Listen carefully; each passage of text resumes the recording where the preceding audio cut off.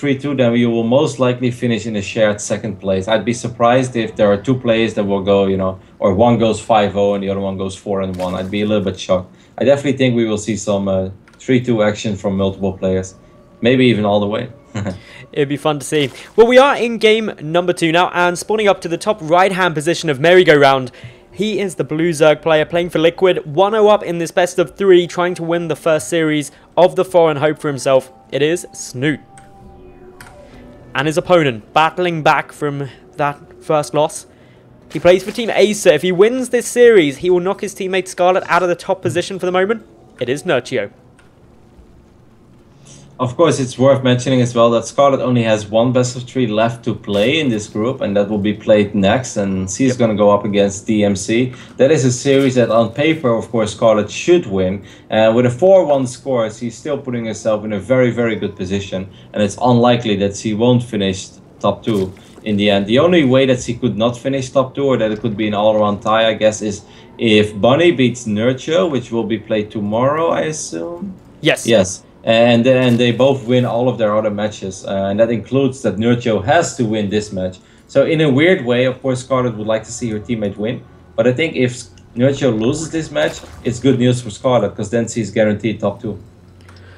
Well, it'll be interesting to see, and I don't want to count out that next game for DMC, because... No, of course. I mean, yes, he still has to win. Excuse me.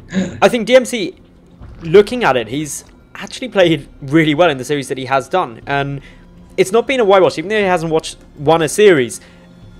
It's difficult not to obviously count him out at that stage, but look at Snute. He hasn't won a series yet either, but no one will count him out of potentially doing very well in this series and tomorrow as well. So I think it will be very interesting how he goes against Scarlet, but yeah, Scarlet definitely looking good at the moment to finish at least top 2.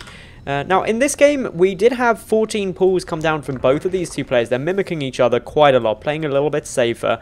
Both grabbing down the gases at very similar times as well. Slight advantage for Nerchio there, but nothing much to really write home about. So, do you think that Scarlet is secretly hoping that Snute wins this series? Oh, I don't know. It depends on the rivalry, because you get...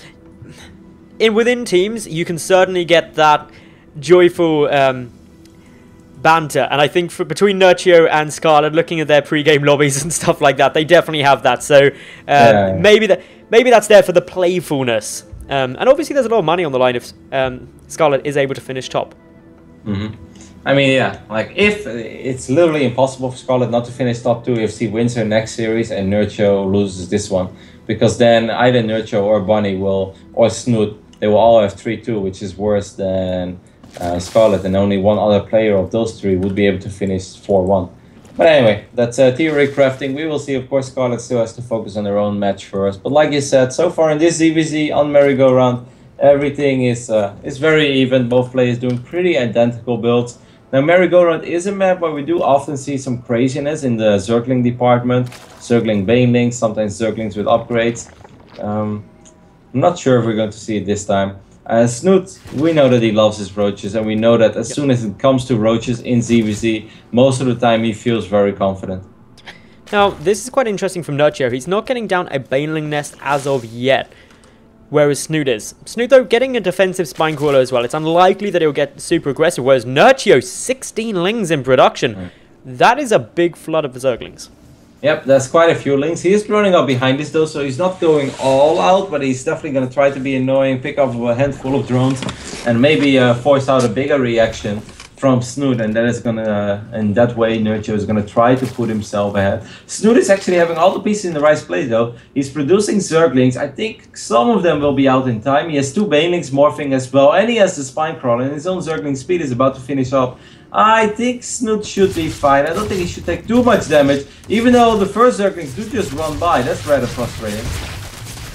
They're getting a bit of damage down on this Queen. Should be able to pick it off, which is a nice takedown there for Nerchio. Going to be able to prevent a bit of lava production from Snute. The banelings also were forced, which is nice. Quite a few defensive lings, and 5 drones were picked off in addition to that. So that's not bad damage in any way. Snute is still up in the drone count though regardless, due to the lava commitment of making all of those Zerglings. And now there's the counter attack, those banelings waddling their way across.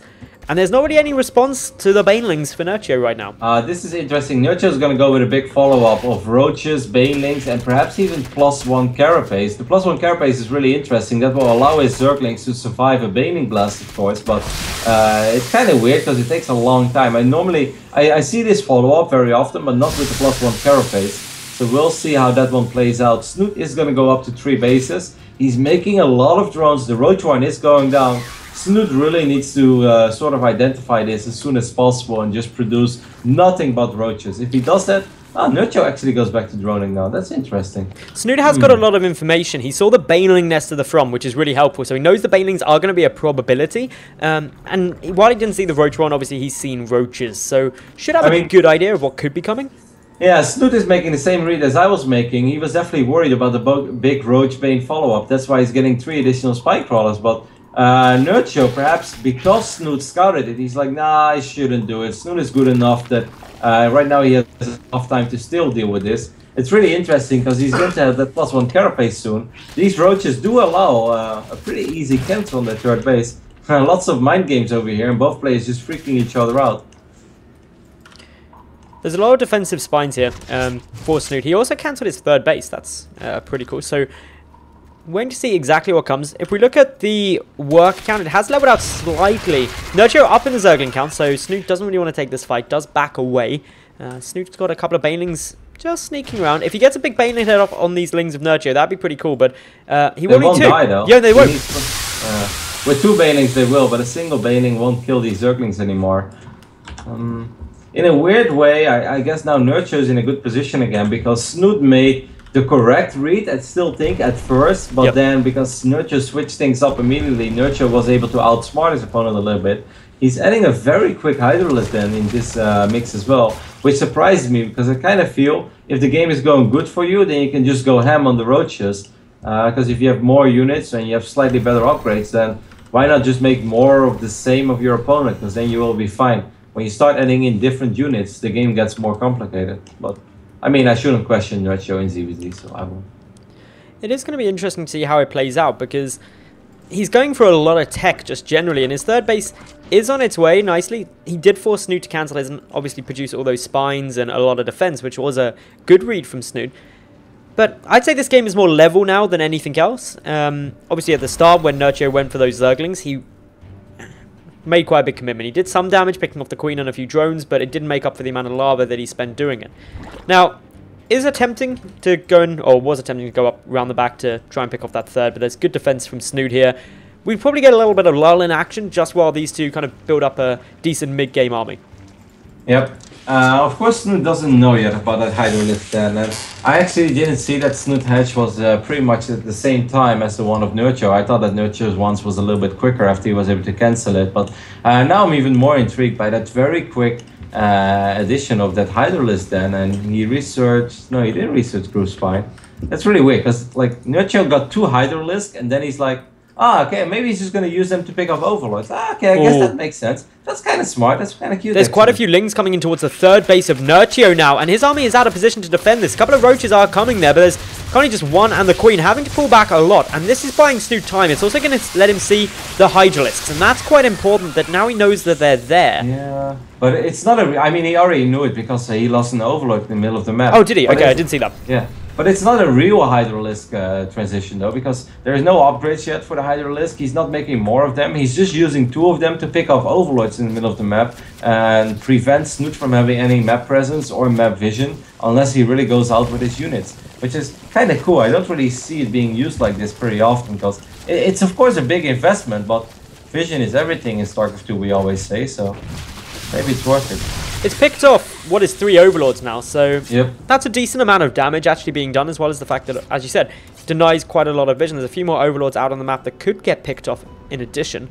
Now, again, we've got Snute going for these Banelings, and this could be one way where Nerchio could catch Snute off guard. If Snute reads into those Hydralisks as being a big investment, and Snute gets a good number of Banelings out in order to deal with those, that could cause a problem for him, when obviously Nerchio just isn't really investing in them.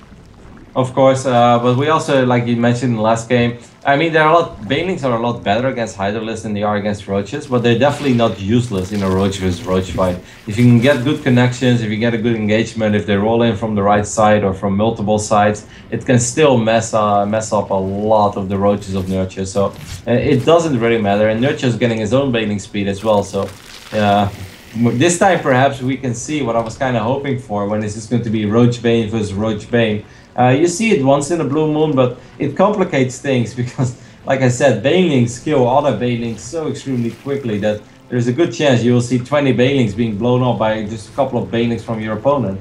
It's going to be tricky to control for either side, but should be really fun for us. Well, Snute definitely has a lot more Banelings on the field at the moment with 45 of them. That is a big commitment.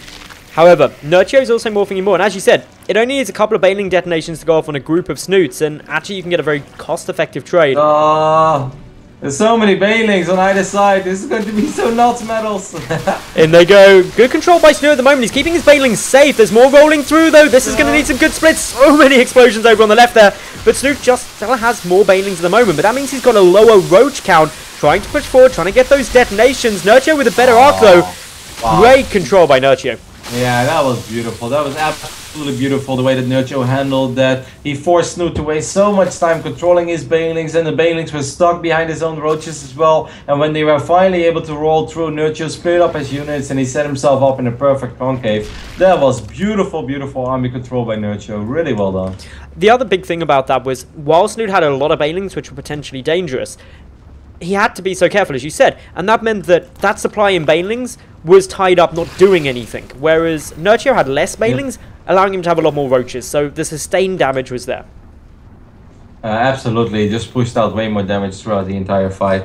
Very funny as well that one Hydralisk is still alive. He has 5 kills now. I think that we should follow that Hydra on his journey. He never got any upgrades, but he's still a true fighter.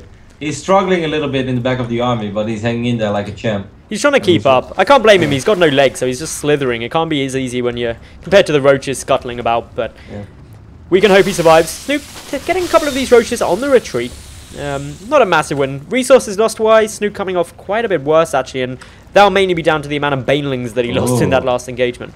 This is cool though. Snute is researching pathogen glands, so he's going to be able to land perhaps a fungal growth or two on a large clump of Banelings. But I must say, in the last fight, Nerchio did an amazing job in not rolling in with like 20 Banelings at the same side or something. Now, he set those Banelings up before the fight even started, and he let them come in from many different angles, making it really hard for Snute to avoid it. This is a very awkward fight, as there are Banelings on both sides. I have no idea what's happening now. Banelings coming in. Snute getting much better connections there, running through with a few more. On the left-hand flank, though, Nerchio getting pushed away. To the south, Nerchio able to start pushing through and taking this. Both sides have got equal upgrades. Snute reinforcing with more Roaches. Nerchio's going to have to back away. There's no way he can take this fight with so few Roaches and the defender's advantage for Snute. But behind this, Nerchio has got a 4th base. I really don't understand why you wouldn't get Burrow in this phase in the game. Like, come on, there are so many low HP Roaches for Nerchio. Imagine just burrowing all of them for a couple of seconds and be back to full HP. Like, this might be a Warcraft 3 thing, but I'm truly obsessed with that. Like, I would always regenerate my units if I could.